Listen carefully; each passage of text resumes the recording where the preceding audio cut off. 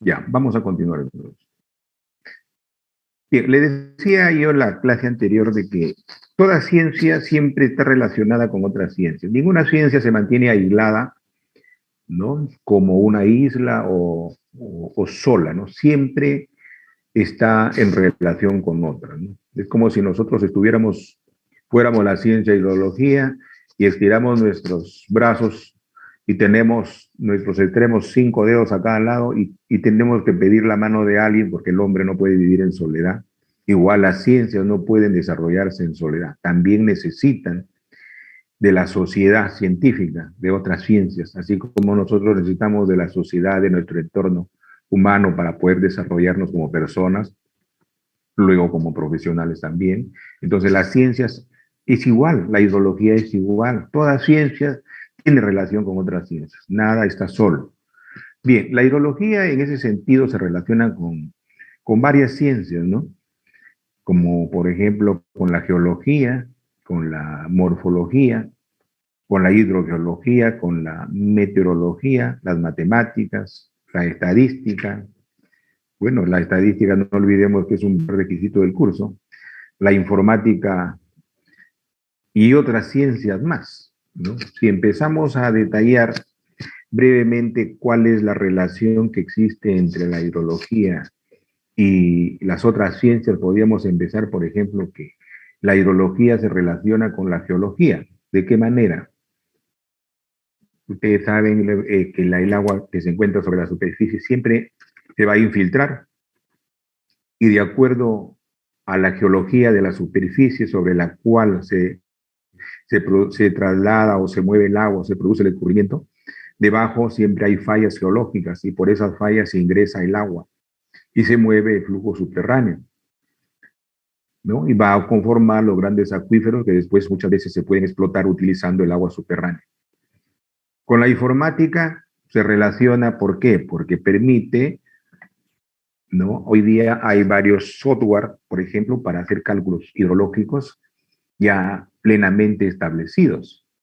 La informática nos ayuda a sintetizar la información hidrológica, ¿no? Utilizando los programas, ¿no? Por ejemplo, cálculo de la desviación estándar, que ahora ya está prácticamente digitalizada y se puede calcular de manera inmediata, ¿no? Y aparte de otros métodos o software que existen, que seguramente en el desarrollo de la vida profesional ustedes van a ir aprendiendo. Con la geomorfología, que se refiere exclusivamente a la forma de la superficie de la Tierra, se relaciona con la hidrología porque la geomorfología condiciona el escurrimiento. Podríamos decir nosotros que la geomorfología representa la topografía de la superficie del terreno sobre la cual discurre el agua de lluvia. Entonces, la Tierra nos presenta, o el planeta nos presenta diferente geomorfología. Ingeniero.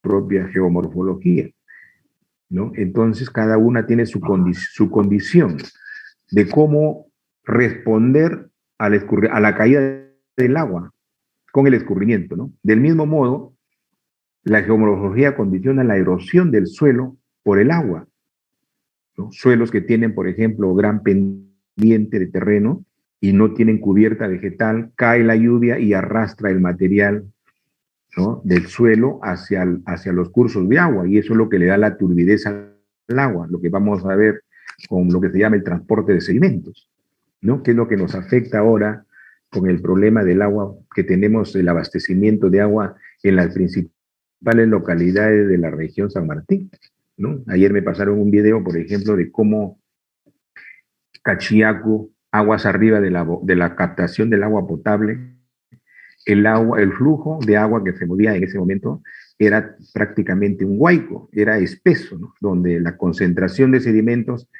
era mucho mayor que el caudal líquido. Caudal sólido es mayor que el caudal líquido. Entonces, eso se debe pues a diferentes factores de manejo de cuenca que se produce aguas arriba de la captación, lo que le llamamos la cuenca colectora.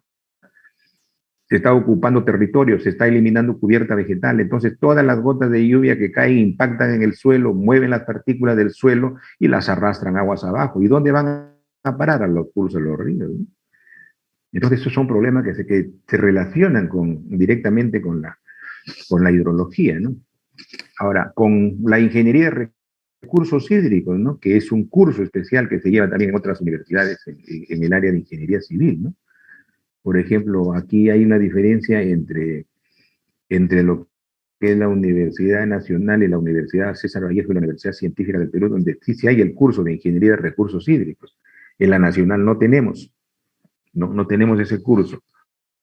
Solamente se tiene el curso de hidráulica de ríos y algo que tiene que ver con el curso de diseño de estructuras hidráulicas, pero la ingeniería de recursos hídricos tiene un concepto mucho más amplio. ¿Por qué? Porque aquí se ve no solamente la planificación, sino el diseño, ¿no? El diseño de todas las estructuras hidráulicas para realizar el aprovechamiento del agua. O sea, el aprovechamiento puede ser para consumo humano, para generación de energía eléctrica, puede ser para desarrollo agrario, etcétera, ¿no? Y tiene que ver una relación directa con el manejo de las cuencas, con la mecánica de fluidos, ¿no? ¿Por qué? Porque la mecánica de fluidos, como ustedes saben, es uno de los requisitos también del curso de hidrología, ¿no? Fluidos 2 y estadística. La mecánica de fluidos nos permite conocer los diferentes tipos de flujo que se van a producir, ¿no? El flujo es crítico, subcrítico, supercrítico, etcétera, ¿no? Entonces, todas estas condiciones son las que se deben tener presente y que se relacionan directamente con la hidrología. Estamos hablando, por cierto, de la hidrología superficial, ¿no? Con las matemáticas, porque todo el curso tenemos pequeñas fórmulas en la cual se sustentan los principios de la hidrología, cálculos de parámetros básicos que van a condicionar el estudio hidrológico. Entonces hay que resolver ecuaciones también a lo largo del curso.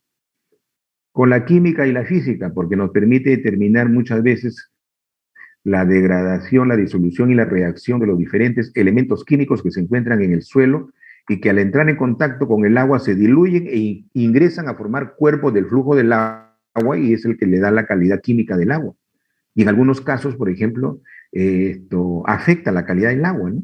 Por ejemplo, si una lluvia cae, por ejemplo, sobre una zona totalmente salina, entonces el agua que va a caer sobre esta superficie va a arrastrar sales. Y el agua ya no va a ser de la calidad que cae de la atmósfera, sino va a ser un agua que ya va a arrastrar dentro de su componente sal, y eso ya malogra o modifica la calidad del agua, ¿no? En otros casos, por ejemplo, también el agua de lluvia cae sobre zonas donde se produce la eliminación de desechos químicos, de las grandes mineras, por ejemplo, ¿no?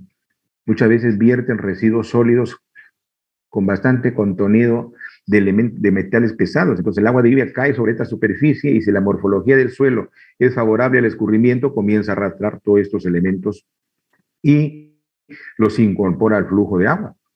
Y estos van a parar a las fuentes de agua y eso afecta la calidad del agua, ¿no? Eso es lo que sucede generalmente en la zona del sur del Perú, donde existen la presencia de grandes minas de extracción de minerales, ¿no? Con la estadística, bueno, ya ni que se diga, porque la estadística pues es parte del desarrollo de la hidrología, porque la estadística nos va a permitir a nosotros procesar toda la información hidrológica, entendiéndose como información hidrológica, por ejemplo, la precipitación, la evaporación, la temperatura, etcétera, etcétera, ¿no? Y nos permite a nosotros también hacerlo pronóstico, porque se trabaja con probabilidades. Entonces, cuando trabajamos con probabilidades, estamos dando valor a lo que es la incertidumbre y también podemos hacer el pronóstico, ¿no? Aplicando reglas estadísticas, ¿no? Por ejemplo, la regresión lineal, la regresión múltiple, el ARIMA, etcétera, que ustedes ya han visto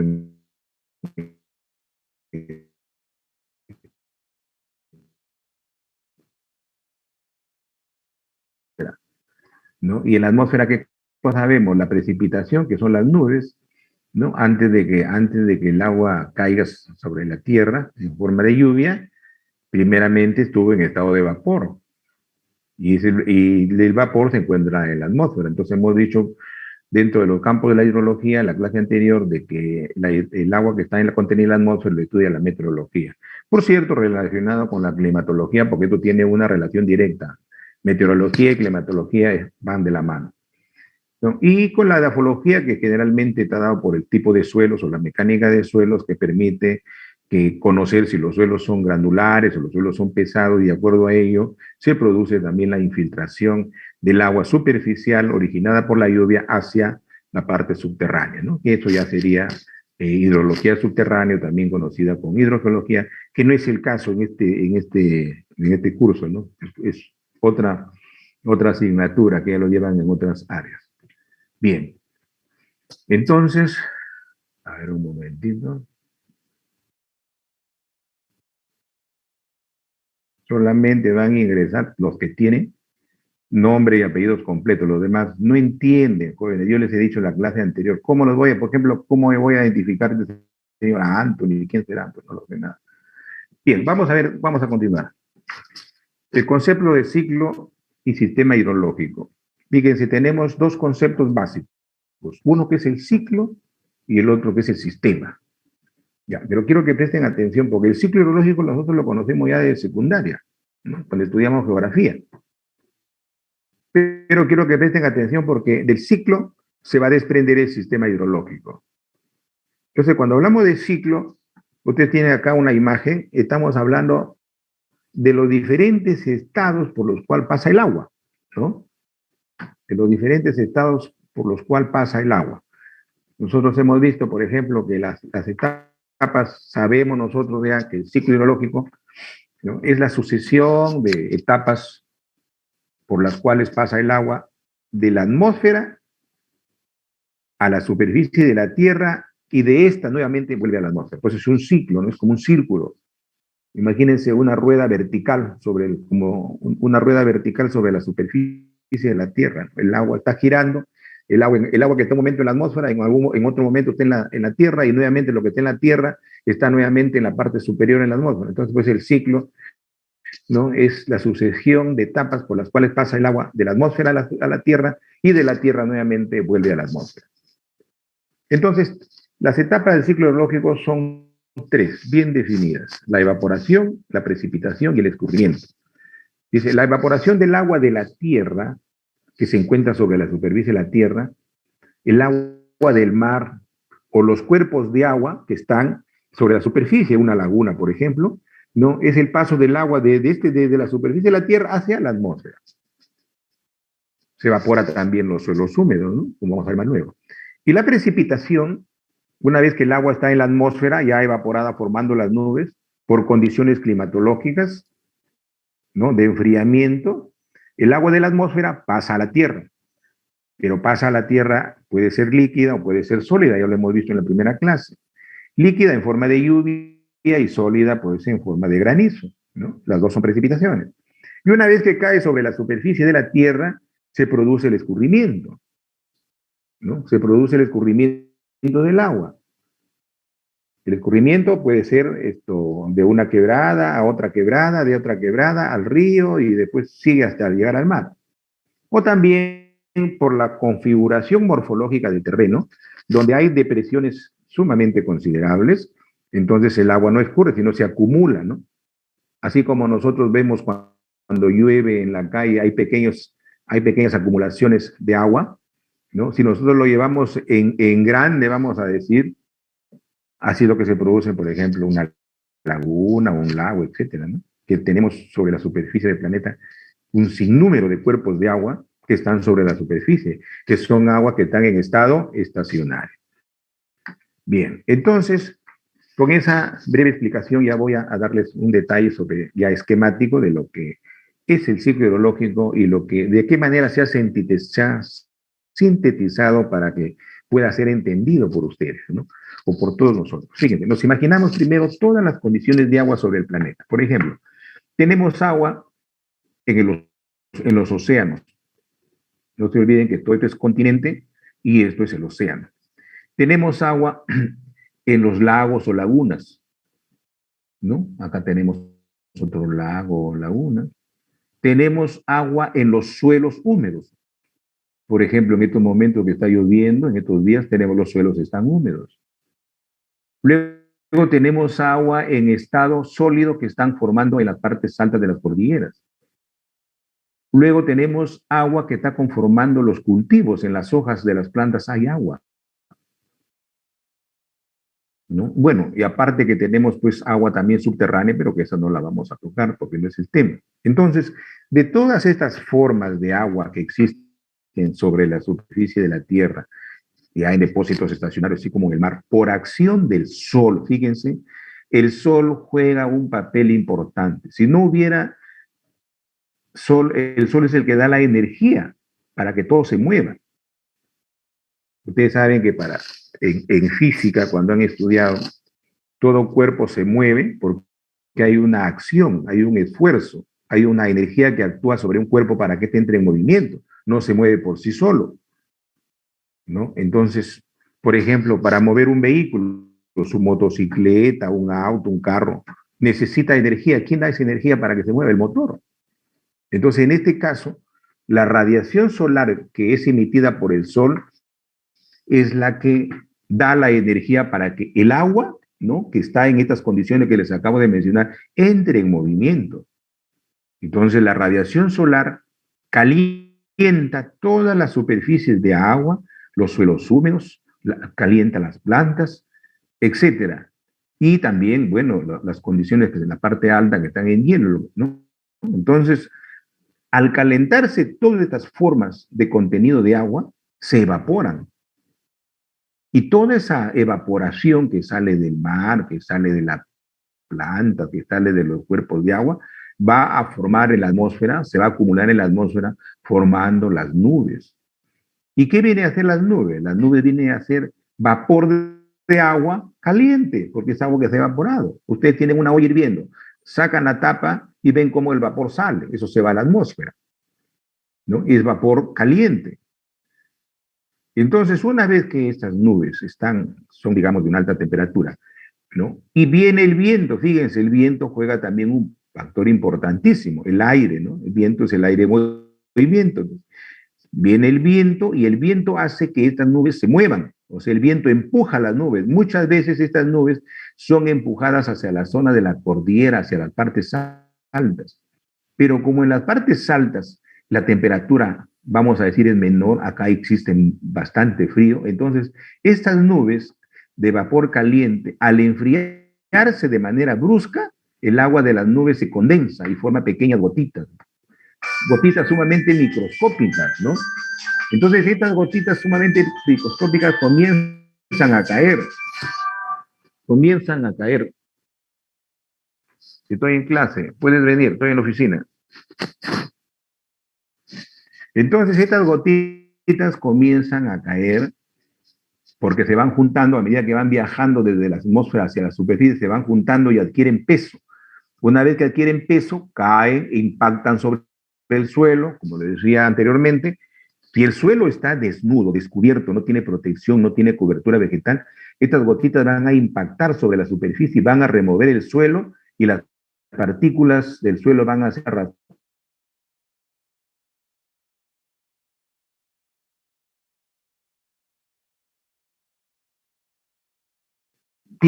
Tiene tres caminos. Quiero que presten atención, por favor. Tiene tres caminos. ¿Cuál es el primer camino? El primer camino es que el agua escurra.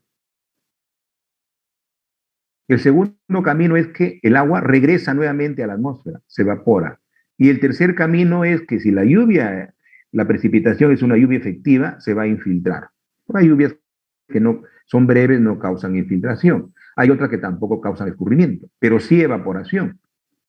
Y depende de la superficie. Por ejemplo, hay una lluvia y ustedes están por el centro de la ciudad, ¿no? 10, 11 de la mañana, 12 de la mañana, y ven que cae una pequeña lluvia y inmediatamente ven una vez que pasa la lluvia o está cayendo la lluvia, se está evaporando. Ven claramente que nuevamente se está evaporando. Entonces ahí la lluvia una vez que cae, escurre sobre el pavimento, otra parte se evapora y otra parte se infiltra. Sino que en ese caso, en la ciudad la infiltración es mínima porque las calles están prácticamente pavimentadas, no están cerradas. Pero si cae sobre una zona que no es pavimentada, ahí sí hay infiltración. Y una vez que el agua está sobre la superficie, nuevamente escurre el agua por los ríos, las quebradas, llega al mar. Otra corriente de agua llegarán y se depositarán en los depósitos de agua estacionaria, que son los lagos, las lagunas. Otra parte será aprovechada por las plantas. Y nuevamente, por acción del sol, que da la energía suficiente o necesaria, nuevamente el agua que está en estado líquido nuevamente cambia de estado y sube de vapor, sube en forma de vapor a formar las nubes, y nuevamente viene el viento, la lleva a las zonas frías y nuevamente se condensa y nuevamente vuelve a caer, y así sigue, ¿no? Por eso se llama ciclo hidrológico, o también conocido como el ciclo del agua. ¿Se dan cuenta? Entonces, eso es lo que es el ciclo. Pero si nosotros lo miramos así como está el ciclo pues acá no se puede decir cuál es su ámbito de ocurrencia, ¿no? No lo podemos estudiar de una manera muy puntual. No tiene límite, no tiene frontera, porque puede estar lloviendo acá y puede estar lloviendo también en Tocache, o puede estar lloviendo en Loreto. La idea es cómo lo podemos nosotros delimitar, darle un espacio, darle un territorio, porque la lluvia y la evaporación se mide en milímetros. Entonces, si nosotros tenemos una altura de agua en milímetros, correcto, pero si nosotros queremos calcular el volumen de agua que cae por precipitación, tenemos la altura de agua, pero no tenemos el área. Y si no tenemos el área, no podemos calcular el volumen. Entonces, para que se den cuenta que es importantísimo, importantísimo. Entonces, es necesario, pues, darle un territorio o darle un escenario al ciclo hidrológico. Y ahí es donde resulta el concepto de sistema hidrológico. Entonces, vamos a ver lo que es el sistema hidrológico. Entonces, el sistema hidrológico es la simplificación del ciclo del agua. Y tiene como escenario, o sea, tiene como territorio la cuenca. Entonces, si nosotros ya tenemos la cuenca, es una demarcación territorial, es un área territorial. Entonces, si nosotros ya tenemos el área, en este caso podemos árear el área de la cuenca como lo vamos a hacer más adelante. Entonces, imagínense ustedes, por ejemplo, un lote de terreno. Ya ustedes tienen un lote de terreno de forma rectangular, ya tienen el área. Y si ustedes calculan, como lo vamos a ver en el curso, calculamos la lámina o la altura de agua que cae en ese rectángulo que es el terreno, tenemos el área y tenemos la altura en milímetros, lo convertimos a centímetros, lo convertimos a metros, lo multiplicamos por el área del rectángulo que es el lote y ya sabemos cuánto de agua, de volumen, porque tenemos área por altura, sale volumen. Ya sabemos cuánto de volumen ingresa por precipitación, cae dentro del lote urbano o un lote agrícola, etcétera. Y nosotros lo llevamos a una cuenca, tenemos el área de la cuenca de cientos o miles de kilómetros cuadrados, lo multiplicamos por la altura de agua y ya podemos conocer nosotros cuál es la masa o cuántos miles o millones de metros cúbicos de agua ingresan por precipitación a esa cuenca durante un mes, durante un año. Podemos hacerlo. Entonces, el sistema hidrológico nos permite cuantificar con mayor precisión o con mayor aproximación a la realidad de cuánto de agua ingresa a la cuenca por precipitación. Y es lo que han definido los hidrólogos hace 20 años atrás. No es muy, digamos, este es un avance muy reciente. 20 años en hidrología no es nada, ¿no? Entonces, fíjense la importancia. Ahora, para estudiar ya el sistema, los hidrólogos han definido a este sistema como la unión de tres componentes importantes, que son los componentes del sistema hidrológico. Entre estos tres componentes son los siguientes. Fíjense, imagínense el territorio o imagínense el lote urbano que les decía, un lote rectangular, cuadrado, cualquier forma geométrica que tenga. Entrada, fíjense, nosotros queremos aplicar el sistema hidrológico a ese pequeñito territorio. Entrada del agua. El agua que entra, si nosotros queremos cuantificar cuánto de agua entra al terreno, podemos decir de que va a haber una parte de agua que entra, va a haber otra agua que se consume dentro del lote urbano y hay una parte que sale. Entonces el ciclo lógico tiene tres componentes: el componente entrada de agua, el componente operación del agua y el componente salida de agua. De esa manera podemos nosotros cuantificar ya, digamos, hacer un estudio de balance oferta de agua. Nosotros decimos que ingresa 1 millón de metros cúbicos de agua a la cuenca. De ese 1 millón de metros cúbicos se utiliza en ganadería, en agricultura, en consumo humano, en generación de energía eléctrica, en minería, etcétera, etcétera. Se conoce por decir, se gastan 600.000 metros cúbicos. De 1 millón quedan 400. ¿Cuál sería lo que sale de la cuenca? 400, que sería la salida del agua, ¿no? O sea, nos permite cuantificar y de esa manera estimar parámetros para poder llegar a determinar el balance, como lo vamos a ver inmediatamente. Entonces, si nosotros lo simplificamos, tenemos acá el sistema hidrológico, donde todo el fondo que está acá es lo que representaría el área de la cuenca, o lo que representaría, ojo, el cuadradito o el terreno que yo les digo. Hay entrada de agua, hay operación del agua y hay salida del agua, siempre dentro de ese territorio. Pero en este caso, si lo llevamos a la hidrología, ya la cuenca es el escenario del sistema hidrológico. O sea, ese cuadradito de ese lote se ha reemplazado por la cuenca, ya si nosotros queremos llevar el concepto fehacientemente como corresponde a lo que es el tema que estamos tratando. Entonces, si esto es la cuenca, el área de la cuenca, a la cuenca ingresa agua, entra agua. ¿Cuáles son las formas de ingreso de agua a la cuenca? Por precipitación, o sea, por agua de lluvia, y la otra es por un caudal afluente, que es el caudal del flujo subterráneo que ingresa a la cuenca, aparte de la precipitación.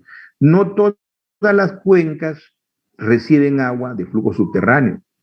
Aquí en San Martín sí tenemos una cuenca muy representativa donde este caudal afluente es bastante representativo. Me estoy refiriendo al río Negro en el Alto Mayo, en la zona del Río.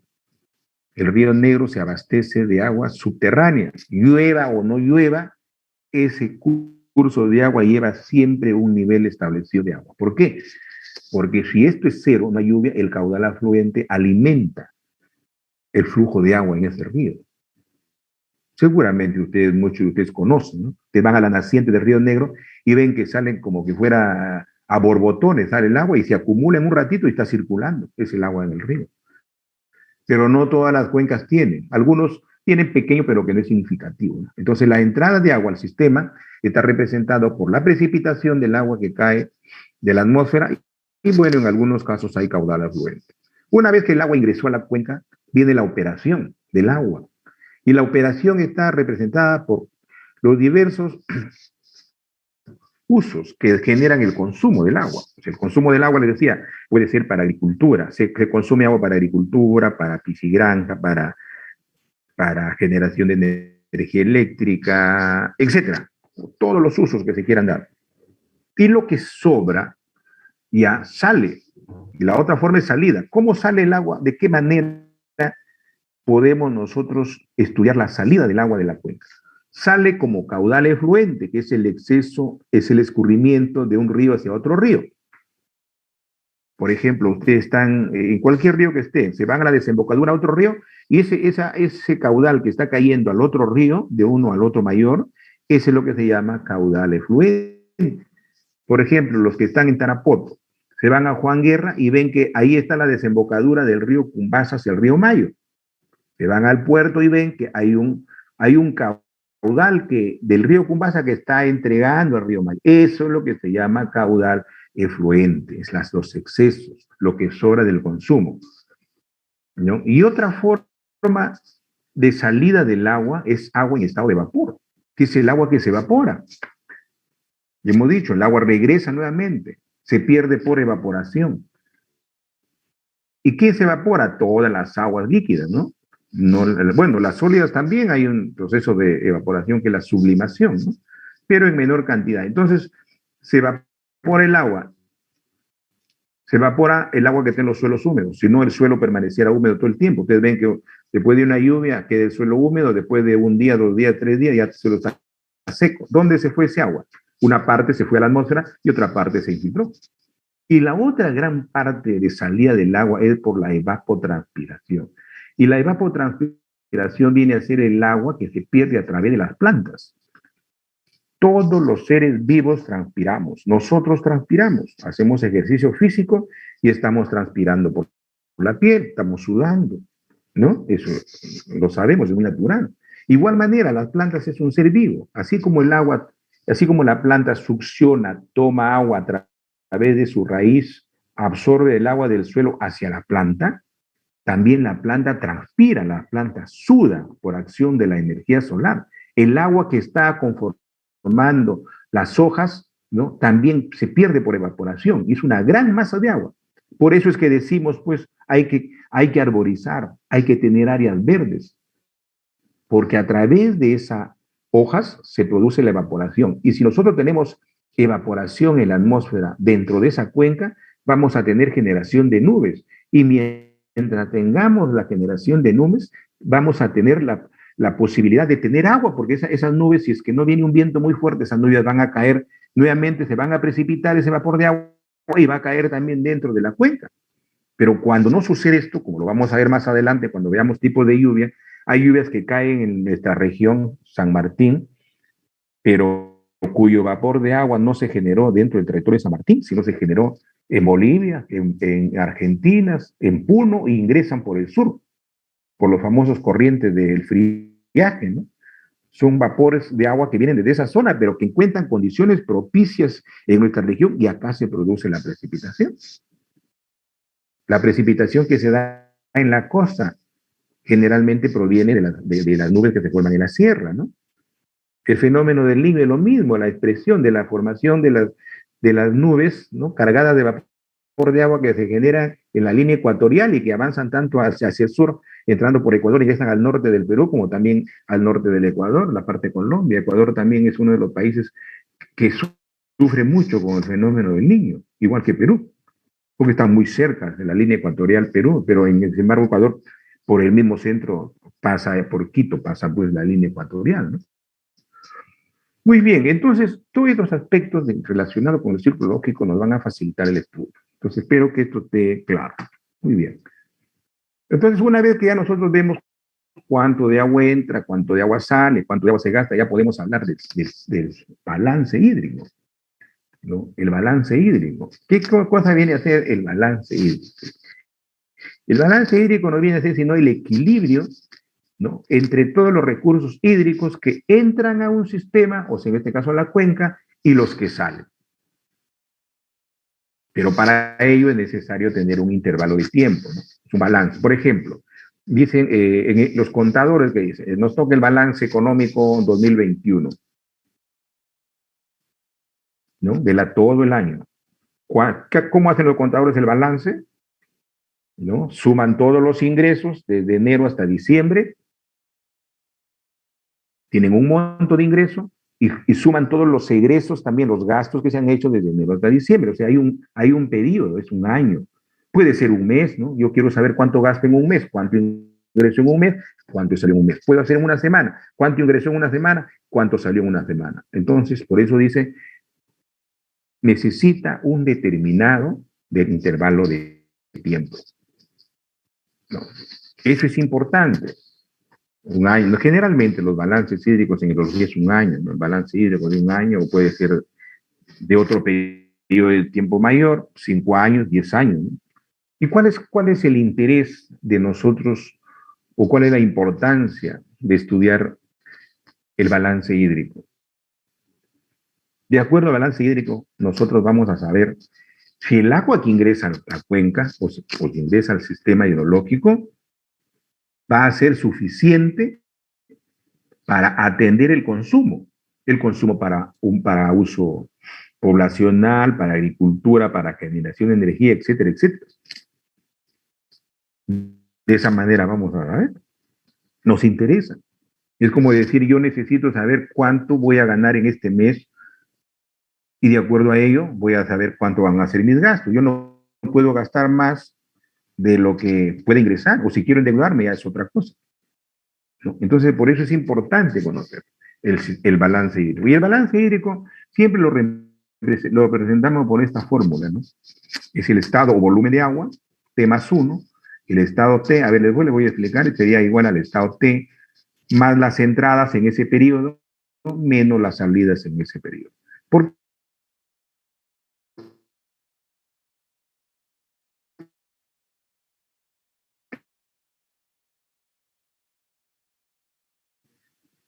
¿Con cuánto cuento yo en enero? De repente el año 2020 me dejó una utilidad de 20.000 soles ya. Entonces ese va a ser mi estado anterior. Ya 20.000 soles de ingreso. Más le sumo todos los ingresos de dinero que han habido de enero hasta diciembre y le resto las salidas de dinero que han habido también desde enero hasta diciembre.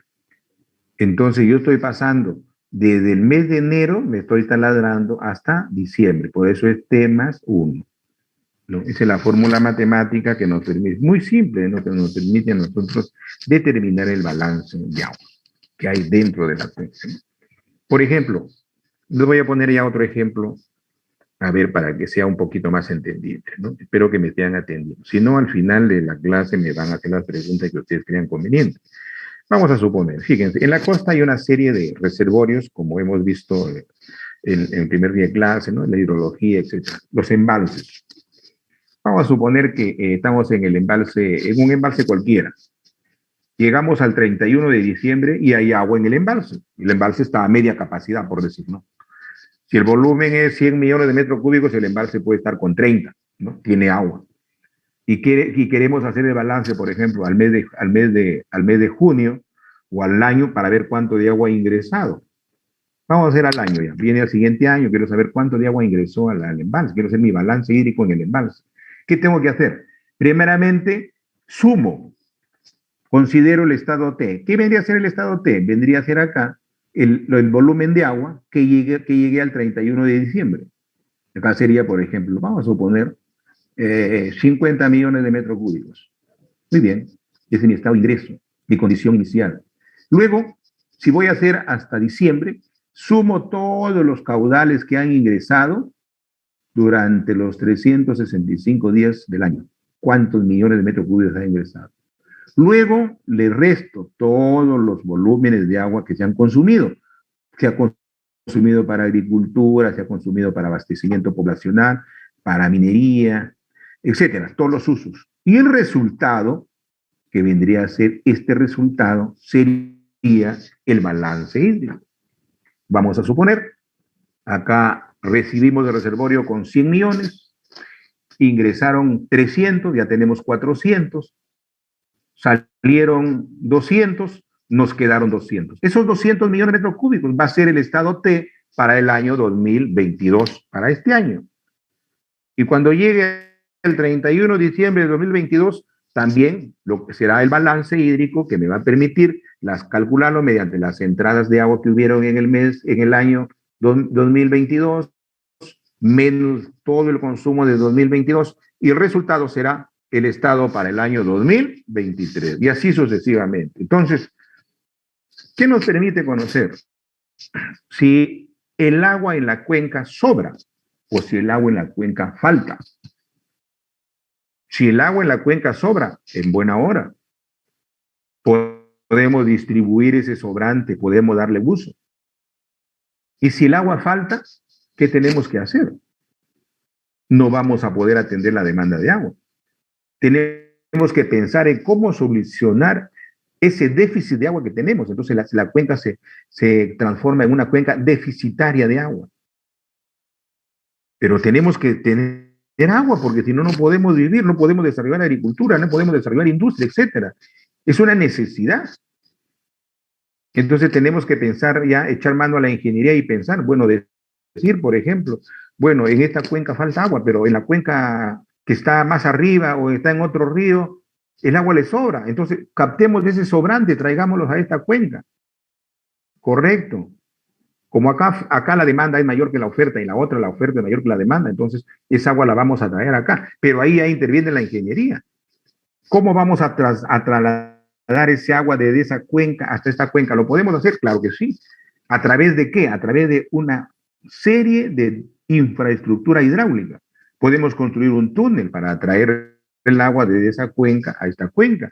Vamos a construir bocatombas, en fin, cualquier tipo de infraestructura que me permita a mí mejorar la oferta de agua dentro de la cuenca que no tiene agua.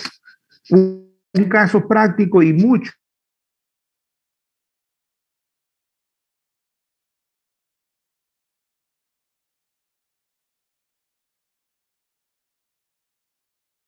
agua, su volumen es sumamente pequeño comparado con la demanda. Entonces, ¿qué ha hecho la ingeniería? Trasvasar el agua, traer el agua de una cuenca a otra se llama trasvase. ¿Ya? Entonces trasvasan el agua de la cuenca del río Huancabamba, que está ubicada en la cuenca del Atlántico, a través del túnel lo llevan a la costa y listo, se acabó. Ya han superado ese déficit de agua y están ahora en un pleno desarrollo digamos, de producción agrícola, todo para exportación. El Estado ha invertido millones de dólares, pero también va a recibir millones de dólares en divisas, ¿no? De ingreso que retorna. Y así, en todo el Perú y en todo el mundo existen obras de trasvase para solucionar el problema de desabastecimiento, déficit de una cuenca. Para eso está la ingeniería, para eso estamos acá, para eso estamos estudiando este curso hidrológico. Entonces, esa es, digamos, uno de los objetivos de por qué hacer el balance hídrico. Ahora, si yo determino que el balance me dice que estoy prácticamente, como se dice comúnmente, task con task, lo mismo que ingresa, lo mismo que se consume, no queda nada casi de excedente. Entonces, eso que me va a permitir a mí pensar de que si ya no puedo ampliar ningún consumo más, porque si no ya entro en déficit, ya no hay agua para nadie, ya todo está copadito. Ahora, si es que no se mantienen las condiciones de manejo de cuenca, entonces el agua va a disminuir, el agua se va a perder. Entonces, esas condiciones, esa realidad nos permite a nosotros pensar, nos permite a nosotros ser creativos. Entonces, tenemos que planificar, tenemos que, digamos, plantear una serie de acciones para no quedarnos sin agua. Entonces, ahí viene la gestión integrada del recurso hídrico, ahí vienen los proyectos de reforestación de la parte de la cuenca colectora, de la parte alta de la cuenca, ahí viene los programas de no ocupación de territorio de las zonas intangibles, aparecen las zonas intangibles, ¿no? Aparecen las zonas de protección, aparecen los proyectos de cubierta vegetal, de reforestación, etcétera. ¿Se dan cuenta? ¿Para qué? Para garantizar condiciones de generación de nubes para que el ciclo hidrológico no se pierda, no se vaya, siempre tengamos agua. Entonces nos despierta a nosotros.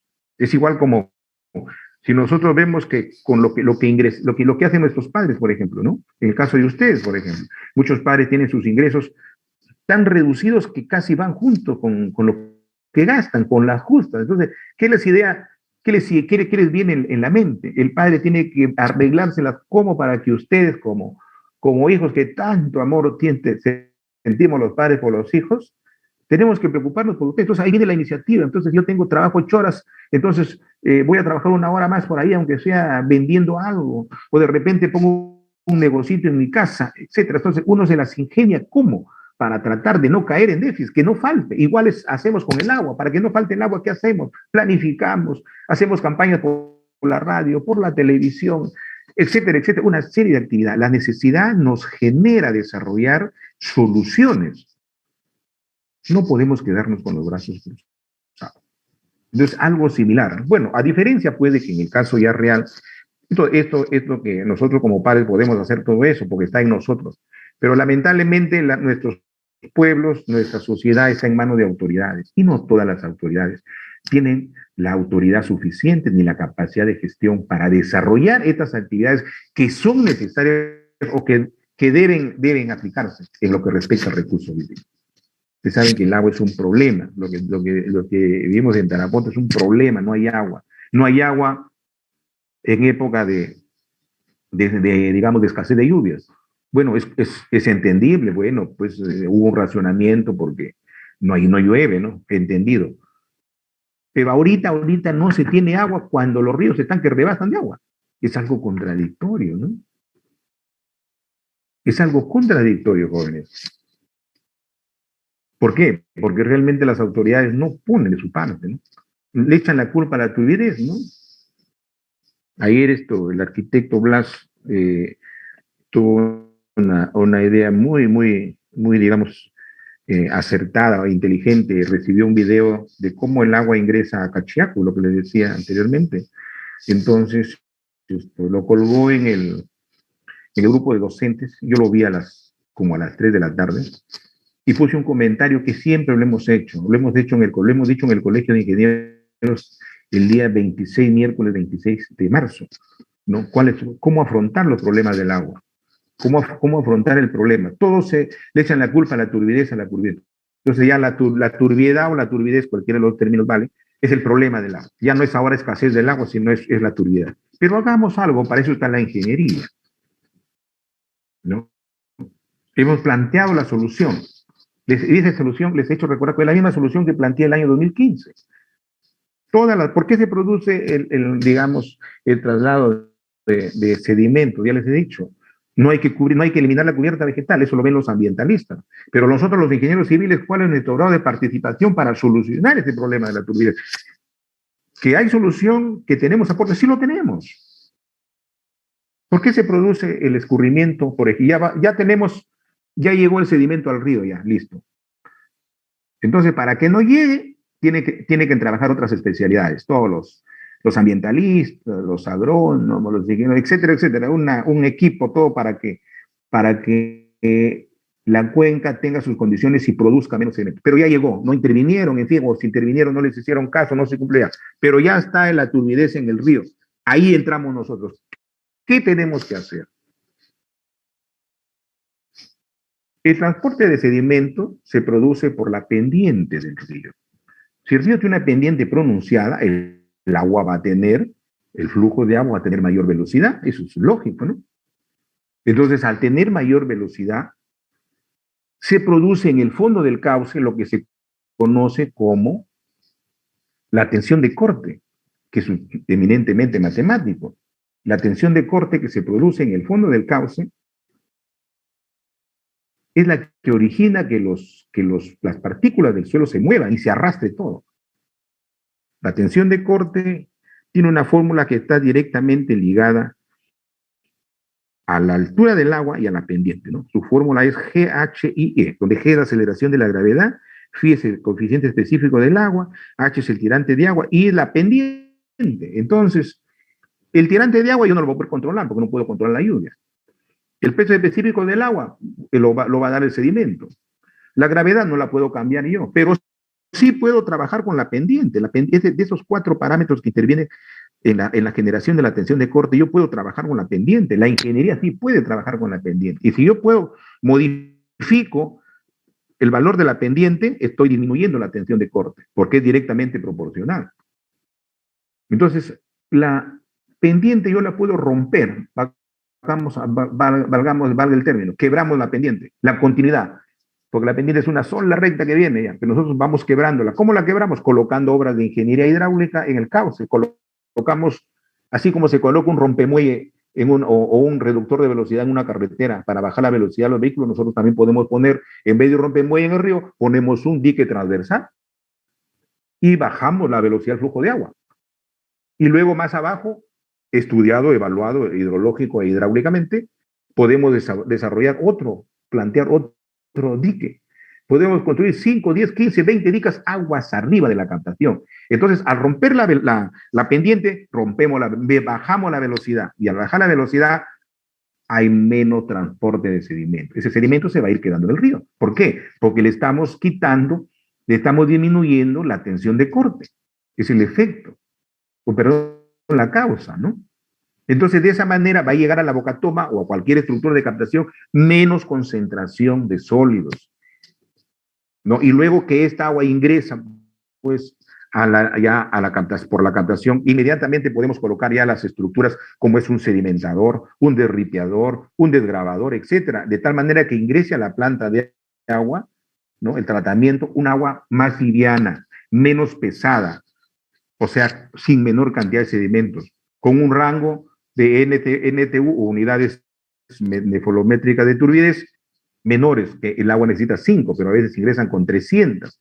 Entonces podemos disminuir. Pero como eso no se hace, ¿cuál es lo más fácil para los responsables que nos abastecen el agua? Simplemente cierran la compuerta, no se capta. Pero esa no es la solución, no estamos dando, ¿no? Es una cuestión tan sencilla. Todos los ríos, Cachiaco, Aguachiaco, Chilcayo, en su lecho tienen inmensas cantidades de rocas, ustedes conocen, han ido seguramente muchas veces. ¿Por qué no juntamos esas rocas y armamos con eso los diques? Es una cuestión que se tiene que hacer, es una realidad que tiene que hacerse ya, ahora, no para mañana, sino hoy día. Pero eso no entienden las autoridades. Entonces, el comentario que hago no es que nosotros permanezcamos indiferentes, no. Nosotros los profesionales aportamos. Lo que pasa es que tenemos autoridades pues, que no escuchan o se hacen los sordos, y con las autoridades que tenemos, ¿no? Que no hacen nada por una provincia y quieren ahora manejar la región. La región tiene 10 provincias. No han hecho con una, no han podido con una y quieren poder con 10. Eso es inaudito. Ustedes, es cuestión de darse cuenta, ¿no? Y el problema del agua, ¿cuántos años lleva? Yo me acuerdo que en 2015 ya en el Colegio de Ingenieros planteé yo esta propuesta con el embalse del Cumbás en la parte alta, ¿no? Un microembalse para almacenar el agua. ¿Cuántos millones de metros cúbicos se pierden de agua a través del Cumbás al río Mayo y se va al Atlántico? Si nosotros podemos hacer una pequeña presa y almacenar 10, 15 millones de metros cúbicos de agua y tenemos para abastecer Tarapoto sin necesidad de ir al río Mayo. Si bien es cierto, el río Mayo tiene gran volumen de agua, pero tiene problemas con la calidad, tiene materiales pesados, tiene cadmio, y el cadmio es perjudicial para la salud. Eso es lo que a veces no saben. Uno dice, no, el Mayo, está bien, pero el Mayo es cuando ya no existiera el Cumbasa, no existiera el Chilcayo, no existiera, si el río Mayo fuera la única fuente de agua, vamos al Mayo. Pero hay otras fuentes que tenemos que manejarlas con intervención de la ingeniería, jóvenes. Para eso tienen que prepararse ustedes. Hay retos que les espera. A medida que el tiempo pasa, la sociedad necesita más de nosotros, necesita más infraestructura, necesita más viviendas, necesita más carreteras, necesita más producción de alimentos, necesita más generación de energía. Agua y energía es lo que limitan, amarran, atan el desarrollo de todas las regiones que están, no solamente en selva, sino en ceja de selva, como es el caso. ¿Qué industria, qué inversión podemos tener en San Martín si la energía eléctrica es insuficiente? Si el agua es insuficiente. Por eso, jóvenes, ustedes tienen un reto que afrontar dentro de poco. Y para eso hay que prepararse. Que no nos coja desprevenidos, que no nos coja ese reto sin conocimiento. ¿Y el conocimiento dónde está? En el estudio, jóvenes. Para eso les exijo. Para eso a veces tengo que ser tan exigente que ustedes lo interpreten de esa manera.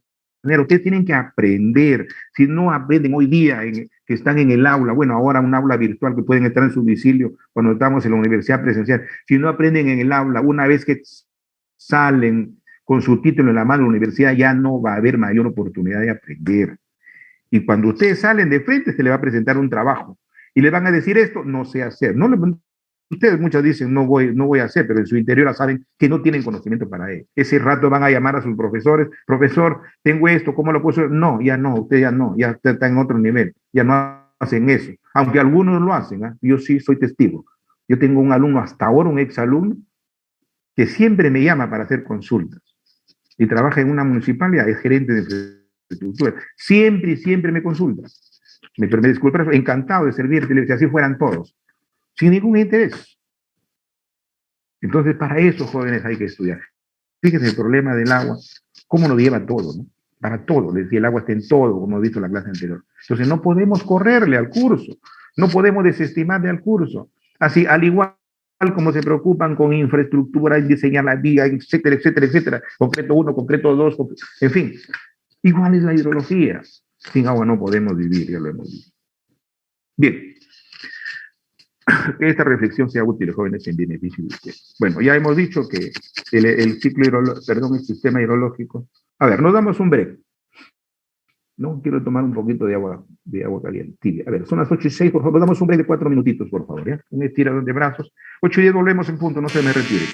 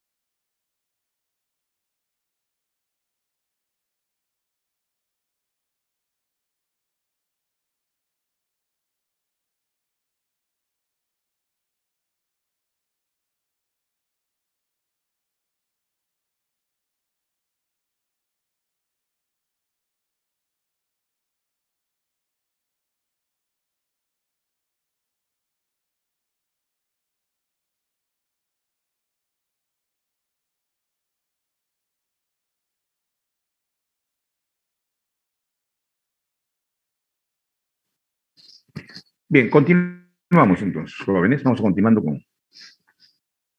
con lo que es, bueno, ya hemos visto el ciclo, ya lo hemos explicado. Perdón, el sistema.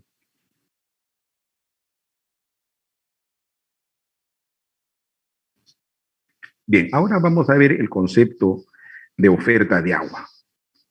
Fíjense, así como tenemos demanda de agua, que es la cantidad que necesitamos para consumo humano. Entonces, la demanda que viene a ser el consumo del agua para diferentes usos de la sociedad, ¿no? Viene a ser la demanda de agua. La demanda viene a ser el volumen de agua. Así como nosotros decimos esto, hay una demanda alta de productos, de zapatos, de camisetas, de elementos deportivos.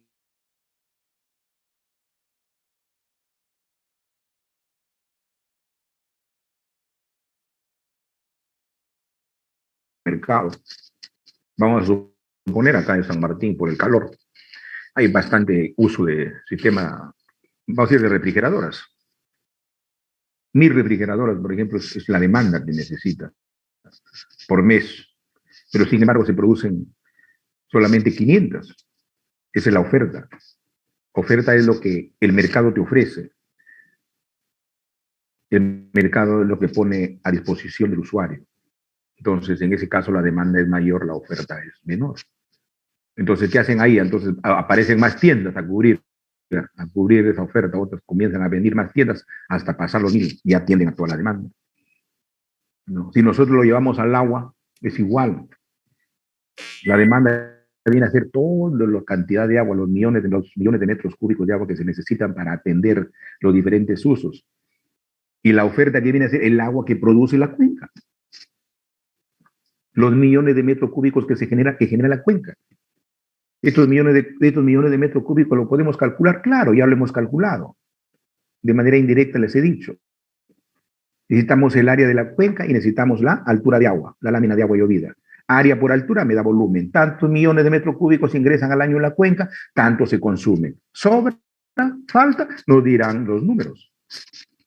Entonces la oferta, ¿no?, es la cantidad de agua disponible y que puede ser utilizada por el hombre para satisfacer sus necesidades básicas, ¿no? O sea, de uso personal, alimentación, vestimenta, aseo, etcétera, así como para desarrollar las actividades productivas. No olvidemos que todas las actividades productivas necesitan consumo de agua. Ya les he explicado en la clase, todo. Para producir una silla, por más metal que sea, para producir el metal se ha necesitado agua. Entonces, todas las actividades productivas. Eso viene a ser la oferta, ¿no? Entonces, ¿cómo determinamos la oferta? Mediante el balance hídrico.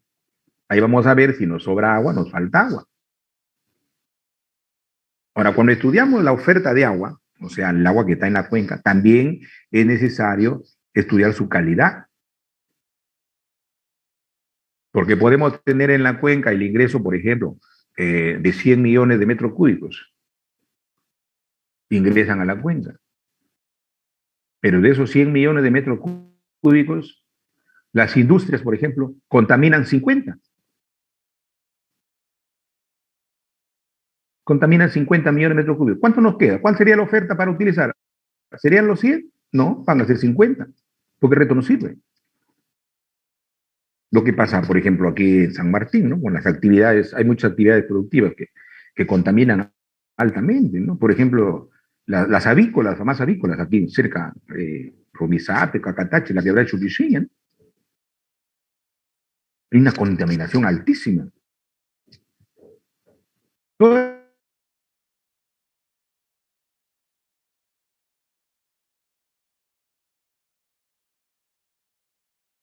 Y eso es contaminante.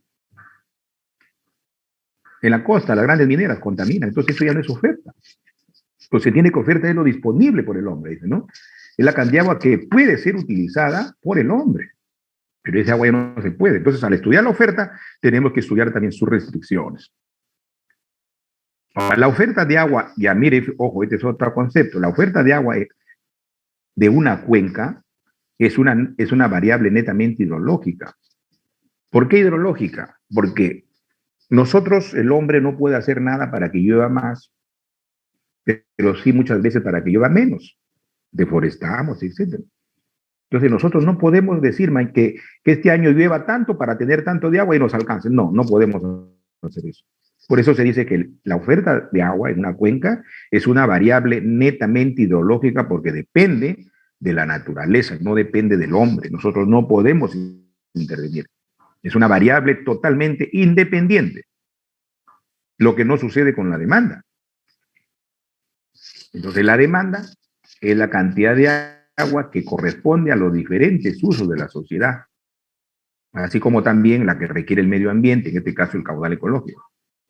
Entonces la demanda de agua, dice, es una variable socioeconómica, o sea, es social.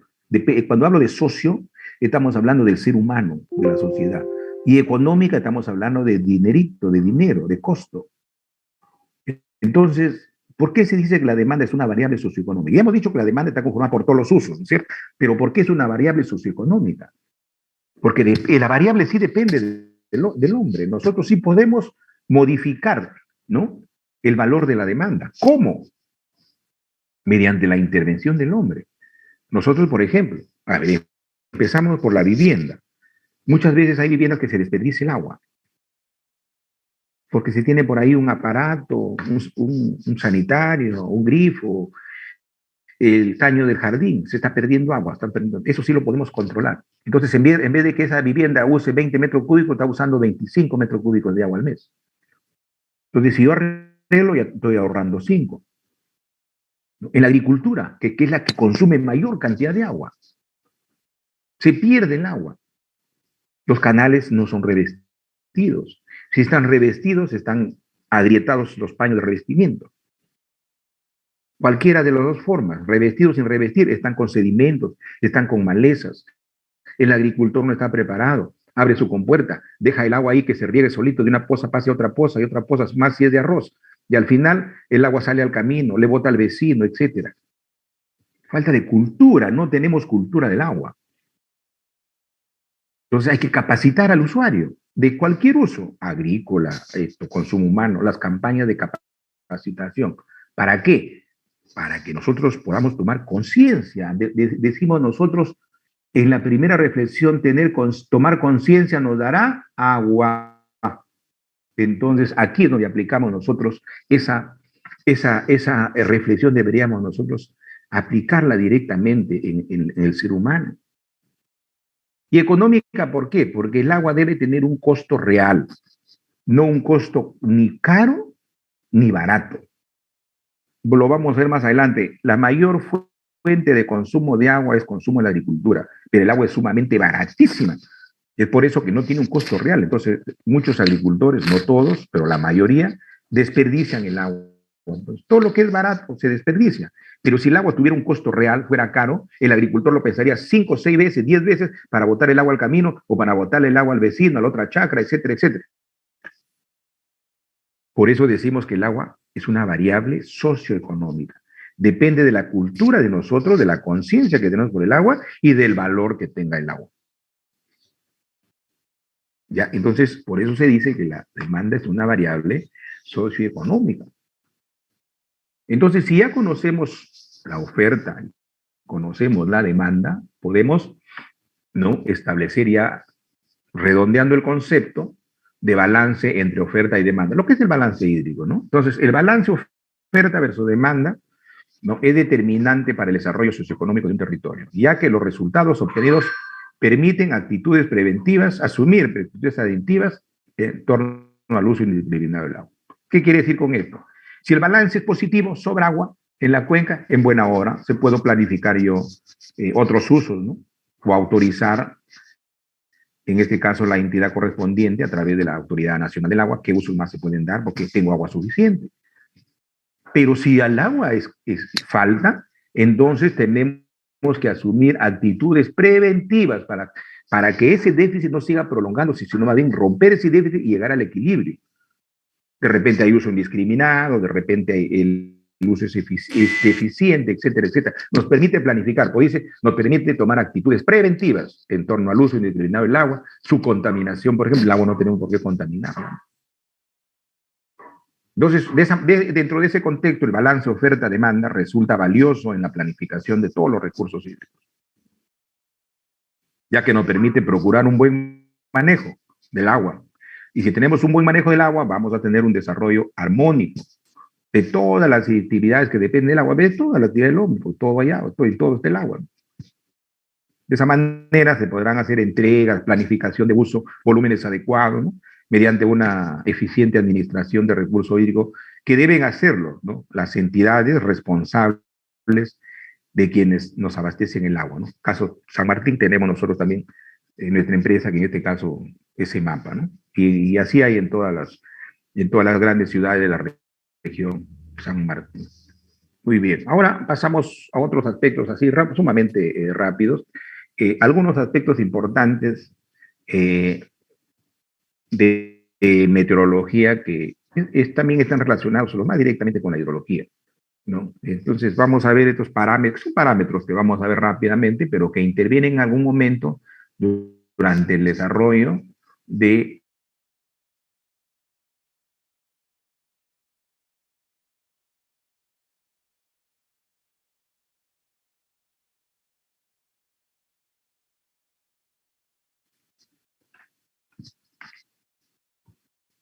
Bien, a ver, veamos viendo los aspectos meteorológicos. Sí, estos aspectos o parámetros tienen importancia en el desarrollo del ciclo hidrológico, ¿no? Los que vamos a ver luego.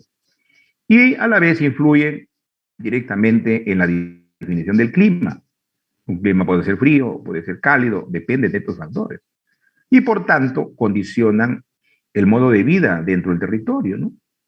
Estamos, los de Puno, por ejemplo, que están en el sur, en una zona alta donde el clima es frío, el hábitat de esos seres está condicionado al clima. Tienen una vivienda diferente a la que tenemos nosotros. Se visten diferente a lo que nosotros vestimos acá en nuestra región, lo que estamos en ceja de selva.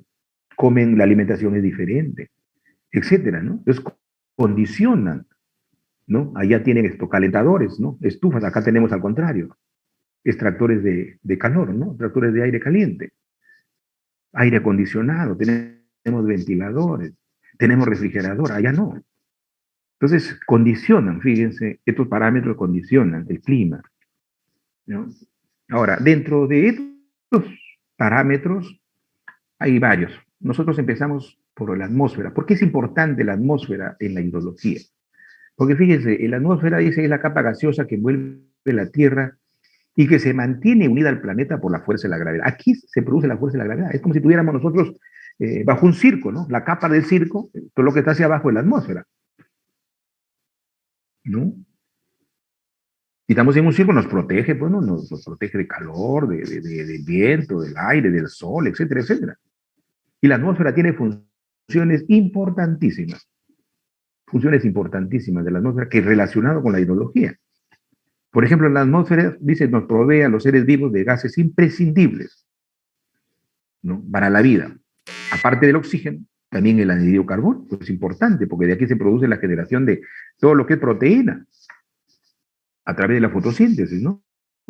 Generalmente la que nos dan las plantas, los alimentos de origen vegetal. ¿La atmósfera forma parte del ciclo hidrológico? Sí, porque en la atmósfera ahí se produce todo este intercambio, generación de vapor de agua, nubes, etcétera, etcétera. Ahí se produce el ciclo, la transformación del agua, el cambio de estado. Y también la atmósfera nos sirve de protección frente a los rayos cósmicos y distribuye la energía del Sol por toda la Tierra. Esa es la función básica de la atmósfera. ¿Cuáles son sus características? ¿Qué características principales tiene la atmósfera? Según los estudios, los estudiosos, los meteorólogos, etcétera, han definido de que la atmósfera tiene un espesor aproximadamente de 1000 kilómetros. Y estos 1000 kilómetros es como si tuviéramos nosotros aquí en la Tierra y hacia arriba hay 1000 kilómetros, ¿no? Sobre nosotros, 1000 kilómetros de altura. Pero se divide en varias capas, ¿no? Concéntricas, sucesivas, que se extienden desde la superficie del planeta hacia el espacio exterior, o sea, hacia la atmósfera.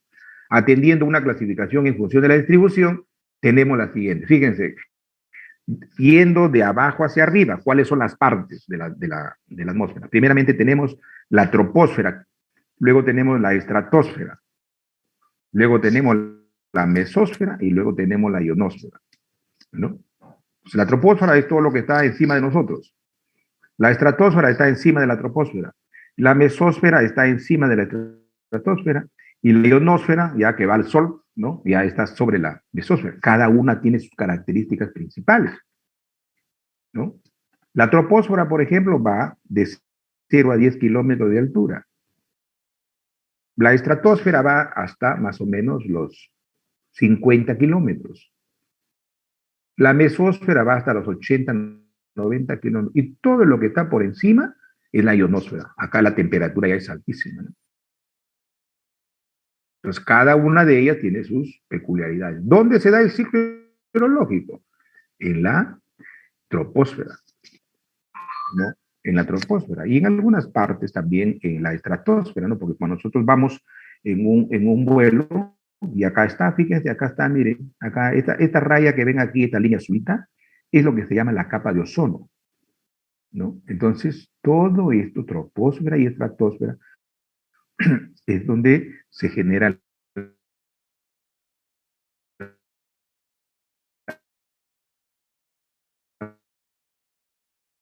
Y vemos cómo la masa de nubes está siendo cortada por el avión. Y acá tenemos la capa de ozono. Esta es la famosa capa por la cual se está dando el cambio climático. Porque hay olas de calor, porque hay olas de frío, porque el cambio climático no solamente implica aumento de temperatura, sino también disminución, o sea, es la variación en ambos términos, tanto más como menos. Entonces, si nosotros nos imaginamos que que la capa de ozono es la capa, nosotros vamos a suponer que este es un circo, y acá tenemos una capa. La capa, pues, ¿cómo le llaman? Es la carpa, ¿no? Que tiene el circo. Si esta carpa no tiene ningún hueco, entonces nosotros no podemos sentar en cualquier sitio. La función es a las 3 de la tarde, por ejemplo. Muy bien, pero ¿qué pasa? Como esto tiene huecos, está agujereado porque aquí se ha producido la rotura a través de los famosos los gases efecto invernadero, los GI, bueno, que son diversos, que no es el tema, pero para hacerle una explicación. Entonces acá hay un hueco, por acá hay otro hueco, por acá hay otro hueco. Entonces el sol va a entrar, los rayos del sol van a entrar por estos huecos y van a ir directamente a donde estamos sentados. ¿Qué hacemos? Cambiamos de silla y nos vamos a otro lado. Por acá hay otro hueco, cambiamos de silla y nos vamos a otro lado.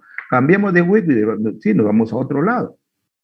Ya ese cambio de silla de lado ya es una generación de alteración de la mitad de la persona. Estoy en el circo, lo hago, pero yo no me voy a ir.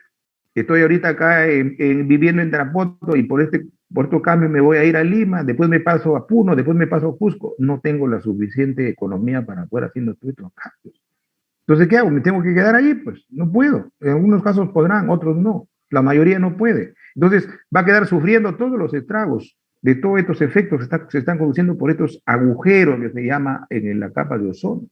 Entonces, si el sol pasa directamente, este punto, pues me va a calentar la silla, me va a calentar a mí y va a calentar el suelo. Eso es lo que se llama el calentamiento de la Tierra. Y ese calentamiento, por más pequeño que sea, va a generar temperatura, cambio de temperatura en la atmósfera, y eso genera evaporación, genera la aparición de ciertos elementos, vamos a decir, biológicos, ¿no? Nuevas variedades biológicas, unas mueren, otras no.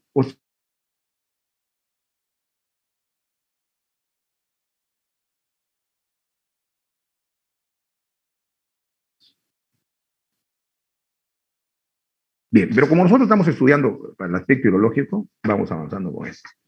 Una característica breve de la troposfera, ¿no? Que es la parte que está encima de nosotros, valga el término.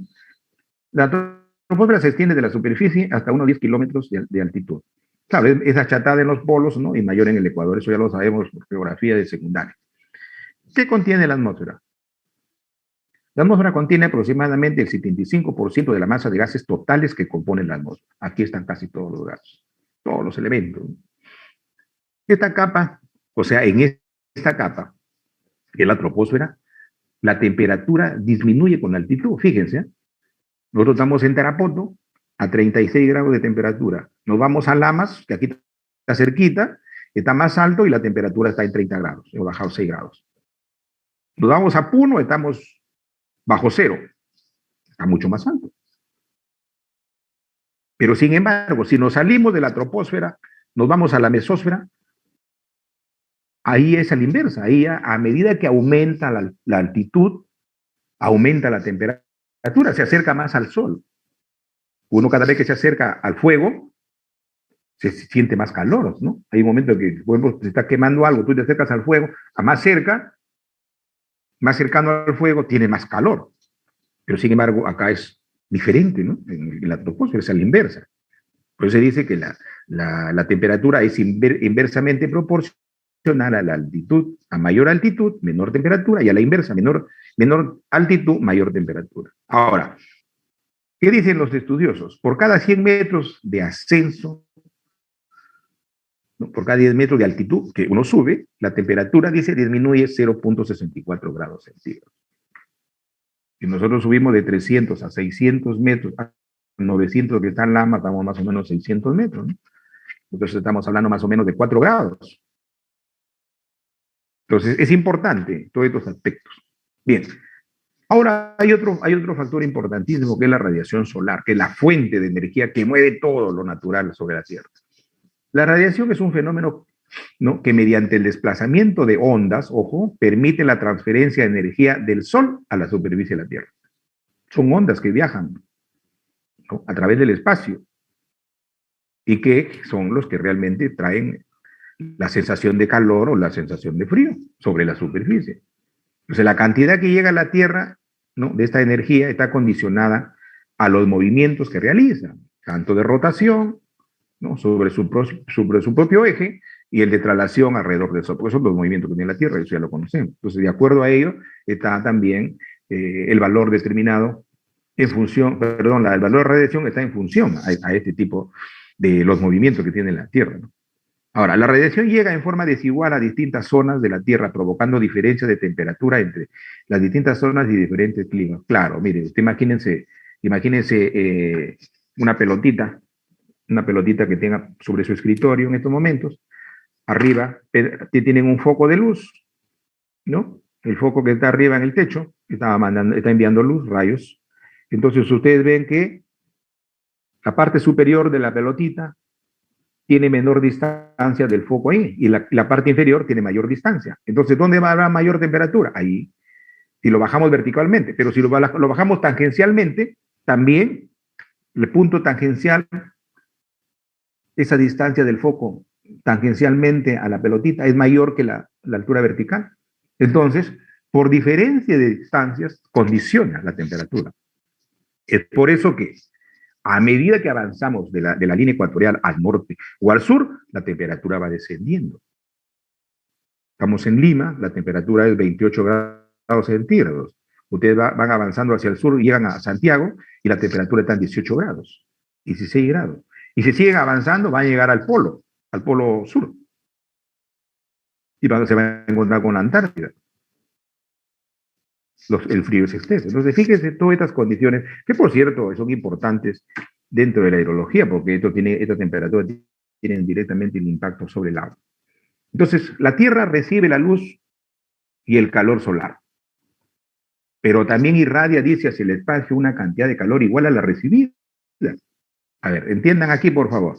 Dice, la Tierra recibe la luz y el calor solar, ¿no? Pero también irradia, dice, hacia el espacio una cantidad de calor igual a la recibida. O sea, si recibe, por ejemplo, 100 calorías, lo está regresando, nuevamente lo devuelve, las 100 calorías, igualito, no se queda con nada. ¿Y esto qué origina? Dice, evitando un calentamiento excesivo de su superficie que la volviera estéril. Les explico, a ver, vamos a suponer lo siguiente, a ver, ¿cómo les explico para que me poder llegar a un entendimiento? A ver, ¿qué me imagino ahorita? A ver, un momentito, ¿cómo?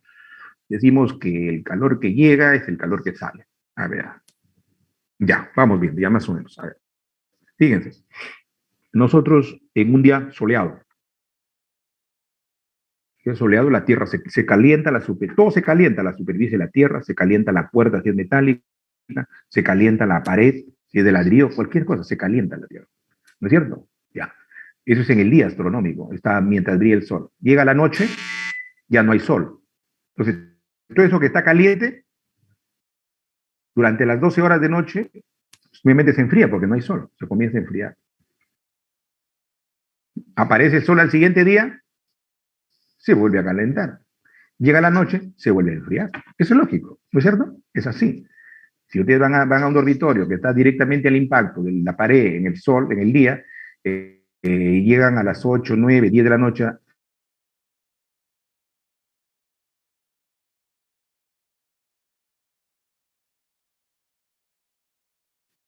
Eso es correcto. Ahora, ¿qué pasaría? A ver, vamos, ¿qué pasaría si no se enfriara? Imagínense ya, hoy día hay un fuerte sol y la pared está a 32 grados de temperatura. Yo la toco, quema, está a 30 grados de temperatura. Ya, mañana sale el sol, vamos a suponer que no se enfría, ¿no? Durante la noche se permanece. Mañana ya llega a 30 más, ya llega a 60 grados. Entonces ya no vivimos, pues. No hay ni un ser vivo que resiste 60 grados de temperatura. Por eso decimos que tan sabia es la naturaleza y tan sabio su creador, que todo lo ha hecho para bienestar del hombre. Se calienta de día, se enfría de noche. De esa manera, pues, tranquilo, nosotros vivimos nuestra vida. Y eso no nos damos cuenta, o no nos hemos dado cuenta. Con ese calor de 60 grados, algún ser vivo va a estar sobre la superficie de la Tierra, nadie, ni el hombre, ni un animal, ni un elemento, de repente, ni un elemento microbiológico, que es pequeñito, que se puede ver, ¿no? No hay nada, no hay vida, es estéril. Entonces, de ahí la importancia del día y la noche. La noche se calienta y en el día se enfría. Sabio y bendito nuestro creador. Bien, ¿y cómo medimos la radiación solar? La radiación solar la medimos por calorías por centímetro cuadrado o kilocalorías por centímetro cuadrado. Es unidad de medida. Otro fenómeno es la humedad atmosférica. La humedad atmosférica también, ¿no? Es un grado que es una humedad que está en la atmósfera. Dice, la humedad atmosférica es la cantidad de vapor de agua existente en el aire, o sea, en la atmósfera. Depende de la temperatura, ¿no? Depende dice, de forma que resulta mucho más elevada en las masas de aire caliente que en las de aire frío. Es lógico, la masa de aire caliente tiene vapor de agua.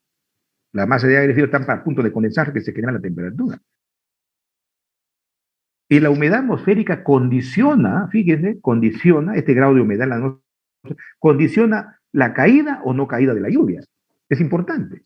Mayor humedad atmosférica, mayor concentración de nubes, mayor posibilidad de ocurrencia de una precipitación que siempre va a ser favorable sobre la superficie del planeta.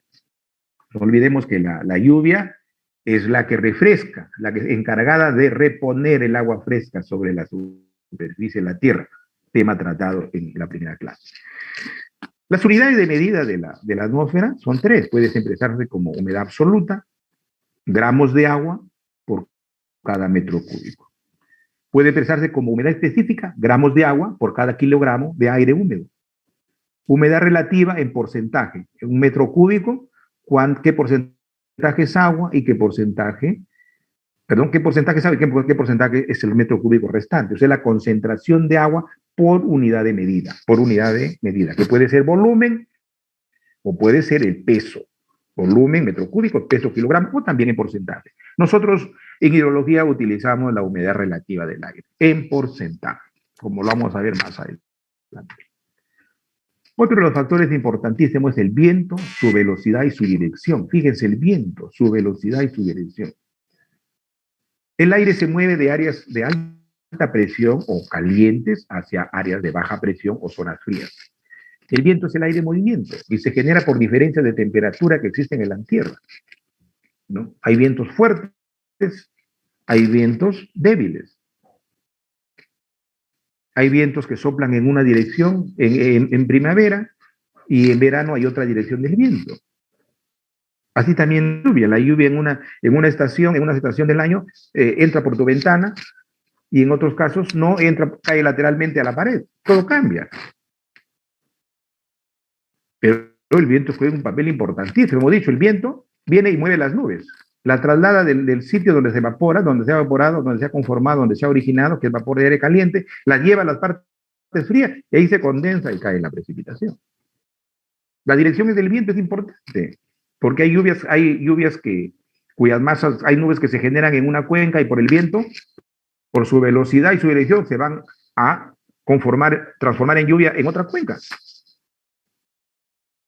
Y el viento también contribuye a lo que es la evaporación. El viento se puede medir en nudos, ¿no? Su velocidad en nudos o también en metros. Y también la dirección del viento, hay pues toda una rosa de vientos, ¿no?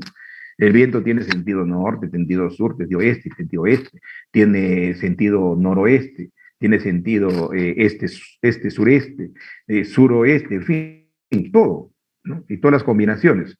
La rosa de los vientos, muy utilizada en aeronavegación, ¿no? La temperatura. La temperatura es la medida de la cantidad de energía de un objeto. La cantidad de energía. Menos energía, frío, más energía, caliente. Ya que la temperatura es una medida relativa, las escalas que se basan en puntos de referencia deben ser usadas para medir la temperatura con precisión. Y la temperatura, pues ya nosotros lo hemos visto, ¿no? Se mide en diferentes escalas. Tenemos los grados Kelvin, los grados Celsius y los grados Fahrenheit. Cada una con su formulita de conversión, que eso ya lo conocemos desde secundaria. Nosotros generalmente trabajamos con grados centígrados, ¿no? Con grados centígrados es la unidad de medida que nosotros trabajamos, la temperatura. 30 grados centígrados, 15 grados centígrados, 28, etcétera. No utilizamos grados Fahrenheit ni grado Kelvin. Bien, todavía nos quedan 2 minutos. Vamos viendo el concepto de gestión del agua. ¿Qué es la gestión del agua? El concepto de gestión del agua. Nosotros entendemos por gestión a un proceso concertado de planificación, manejo, distribución y aprovechamiento del agua.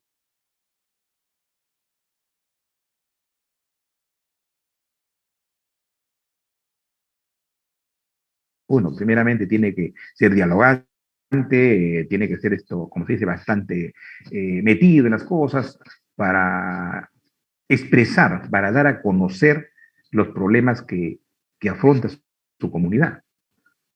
Pues es dialogante, la gestión es un proceso de diálogo permanente, ¿no? Hay autoridades que tienen una buena capacidad de gestión, que son muy pocas, tienen diálogo, tienen conocimiento, tienen forma de cómo poder concertar en bien de su comunidad. Cuando hablamos de gestión del agua, nos pasa algo parecido.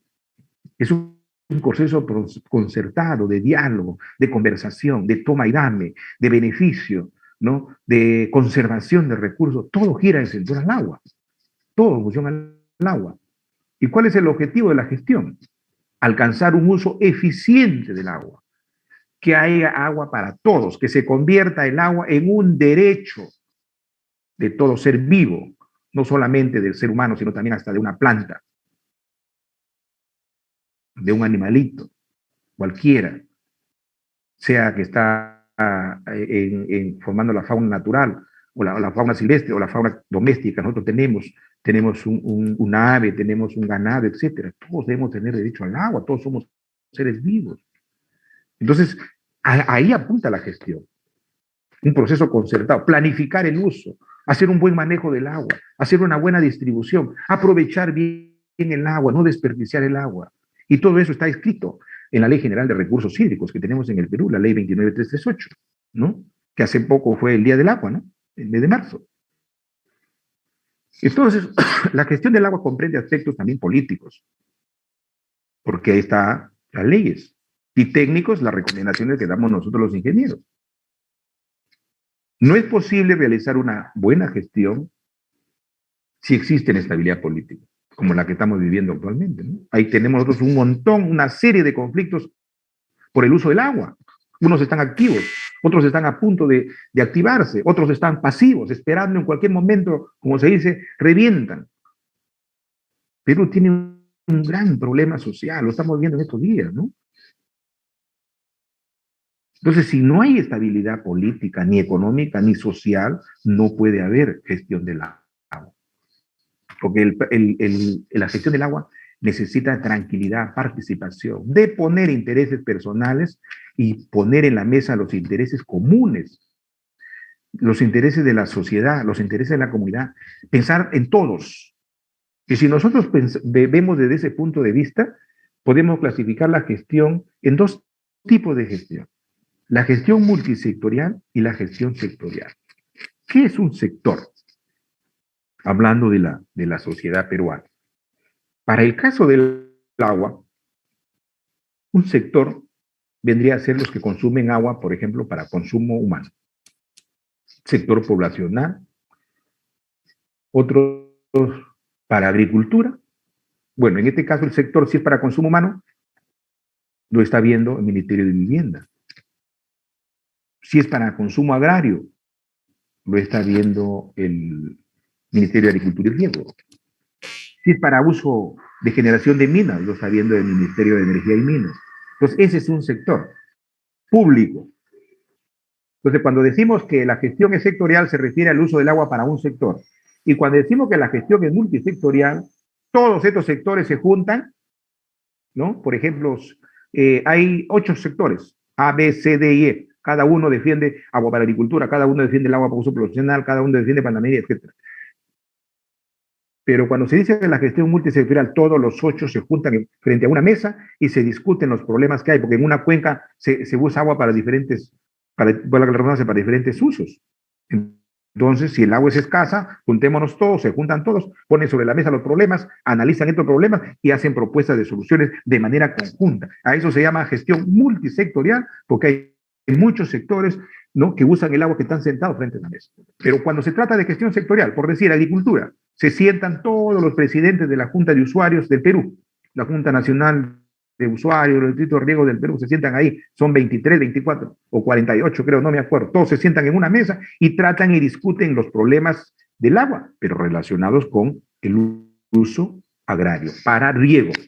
Ahí plantean soluciones de costo, de mejoramiento de infraestructura, de mejorar la eficiencia, digamos, reparando infraestructura, revistiendo canales, ampliando nuevos canales, mejorando la tecnología de riego, etcétera, etcétera, etcétera. Cada uno trabaja en su sector. Entonces, a eso se llama gestión multisectorial. Pero toda la gestión de ambos casos está siempre normada por la Autoridad Nacional del Agua, a través de su ley de recursos hídricos, la ley 29338.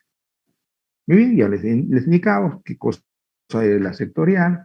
Bien, entonces acá, por ejemplo, vemos el agua, nosotros la necesitamos para todo, ¿no? Para uso pecuario, para uso industrial, para el uso agrario, para uso minero, para la industria, para el aspecto recreativo, ¿no? Las piscinas, etcétera. El uso poblacional, para las viviendas, para la navegación fluvial también se utiliza el agua. Claro, no es uso consultivo, no consumimos agua, pero utilizamos el agua a través de la cual nos movemos, ¿no? Grandes embarcaciones. Perú tiene una red hidrovial muy alta. Parte de la selva, la red vial lo reemplaza, la red vial terrestre reemplazada por la red fluvial, ¿no? El río Putumayo, río Amazonas, río Marañón, río Guayaga, etcétera, etcétera. Entonces el agua es importantísimo para todo. Y por último vemos los diferentes usos del agua, para terminar esta clase, la sesión del día de hoy.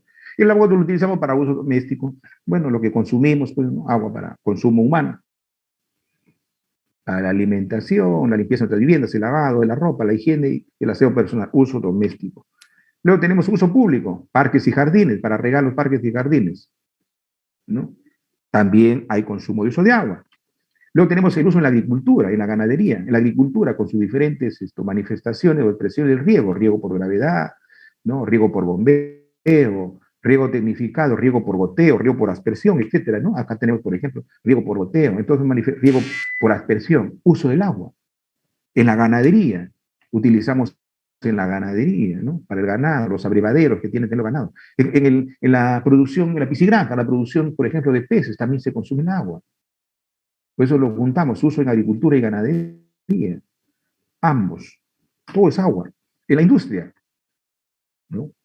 Todos los procesos industriales, la transformación de la madera, la transformación de los minerales, la transformación digamos, el algodón para nuestra vestimenta, para nuestro calzado, las pinturas, el cemento, el fierro, etcétera, etcétera. Toda la industria usa agua.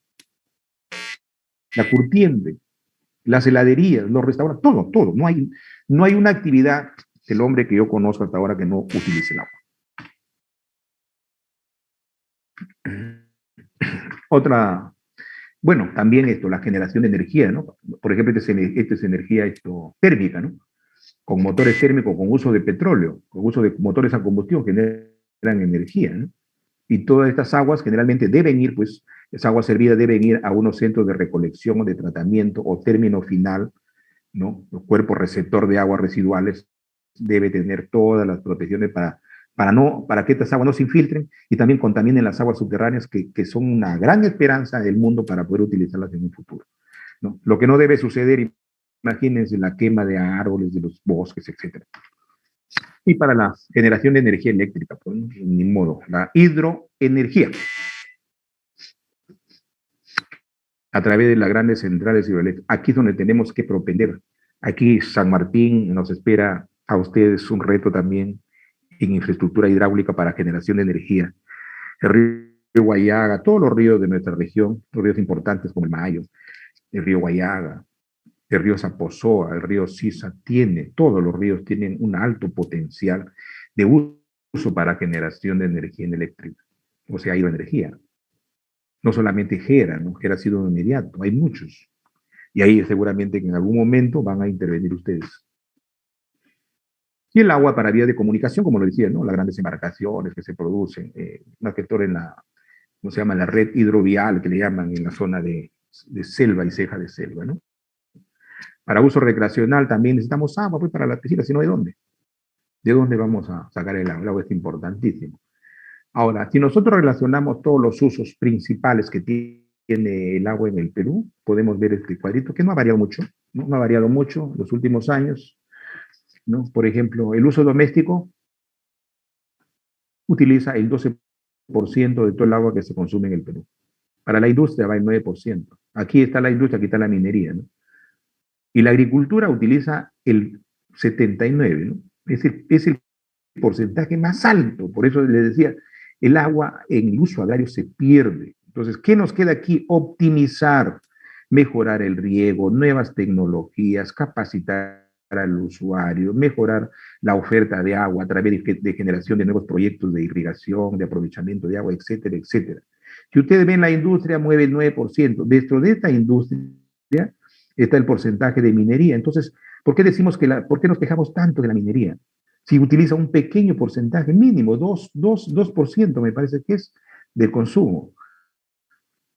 Pero ¿cuál es el problema? Que los residuos minerales de agua que utilizan, vamos a decir los residuos de agua del proceso de minerales, son altísimamente contaminantes. Por ejemplo, mientras un metro cúbico de agua de la agricultura con pesticidas, con abono, por decir, tiene un metro cúbico, vamos a decir, tiene un porcentaje de contaminación de 5, el agua, un metro cúbico de agua de minería, es 100% es contaminante.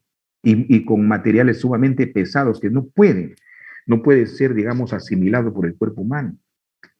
Es por eso que aparecen una serie de enfermedades, es por eso por los conflictos sociales por el uso del agua en el sur de nuestro país. No se socializa el uso del agua, ni la contaminación, ¿no? El procesamiento, la distribución del agua dentro de la cuenca. En una cuenca todo, lo primero que debe haber es agua para consumo humano, luego generación de alimentos, la agricultura, la ganadería, la piscicultura. Pero la minería, ¿qué agua? La minería también genera grandes ingresos al país. Entonces, ahí es donde se necesita la concertación. Los conceptos de gestión del agua deben estar ahí a la orden de todos los días. Lo que pasa es que muchas veces nuestros concertadores por parte del Estado no son los que realmente representan ni tienen los conocimientos adecuados. Por eso que siempre hay problemas con el agua, ¿no? Cierran la carretera, problemas sociales, etcétera, etcétera. Todo por el uso del agua. Entonces, si nosotros pensamos, lo acabamos de decir, que el agua es todo, el agua lo tenemos, necesitamos para uso pecuario, industrial, agrario, minero, ambiental, energético, recreativo, etcétera, etcétera. Entonces el agua pues nos compete a todos. La gestión del agua debe comprometernos a todos los seres vivos. En este caso pues el hombre, ¿no? A todos. ¿Y quiénes somos todos? La sociedad civil. La sociedad civil, ¿quién nos representa? Los gobiernos locales, el municipio distrital, el municipio provincial. Y el conjunto, los gobiernos regionales. Y todos los gobiernos regionales, el gobierno nacional. O sea, el agua es un recurso que involucra a todos, a todos. Entonces, la tarea que nosotros tenemos que desarrollar por conservación del agua, etcétera, es sumamente amplia. Bueno, ese es el uso de agua dulce que ya lo acabamos de mencionar. Muy bien, con esto estamos terminando la sesión. Vamos con la unidad 1 todavía y esperamos pues de que espero que todos se me cuiden, todos tranquilos para mañana estar todos. Hoy día no han asistido más que 32 alumnos. 32 alumnos nada más. El resto hay 2, 3, 4 que no los he hecho ingresar. Por favor, a nuestra delegada, le comunique, que converse con sus compañeros que no les saben ingresar, que escriban su nombre y su apellido completo en la página para yo poder controlar su asistencia. Que no me pongan nombres como un